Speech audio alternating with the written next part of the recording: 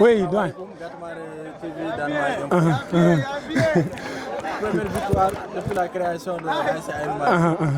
Impression mo jogi dan. Voilà, doyen ko adi fo mi salmini mom mi yetti mon kadi mi salmini dennangal yewɓe Ayangu TV Gatamare TV wona hunde wemde no fewi nde tawno comme no birɗa ni gila ASC o min dañi défaite min dañi 2 défaites et match nul hande kam forcément match aji amen keddiɗi il faut tan min mbawa ɗum gagnade pour wawde nattude course o ɗum tagi hande victoire hande ko vraiment ko victoire padenoɗo des années et des années maɗo ko hande Allah hoddiri ɗum amen keddora match goɗɗo kadi match alwar mbeɗa andi kadi ko même stratégie min jaalat pour kadi inchallah ƴewde gagnade match o. Est-ce qu'il y a toujours possibilité de qualification? Hande waɗi possible par ce que joni kam komin hoyniɓe tan nde tawno somin kawi match aji amen goto keddiɗo min kawi marsando e mars garowo mamen dañ 7 points e nder 7 points ɗi ne ɗamina qualification par ce que e nder poule amen o ne waɗi meilleur perdant noon mbeɗa andi avec 7 points inchallah ne wawi qualification jalta hen kadi ne espéra quoi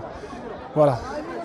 D'accord, donc hande kam oɗon jogui weltade aussi. Wawa leegal ngal foof par ce que ko ɓoyani ko sah won maire garɗe amen wi hande kam saabu Allah komi ñaguiɗo moon gartirni amen victoire ɗum tagui mbeɗa andi soɓe nani hande Aïnoumaji gagni match mum o mbeɗa andi ko weltare mawde ne wayni min mbaɗa humbol boom et vous êtes invité.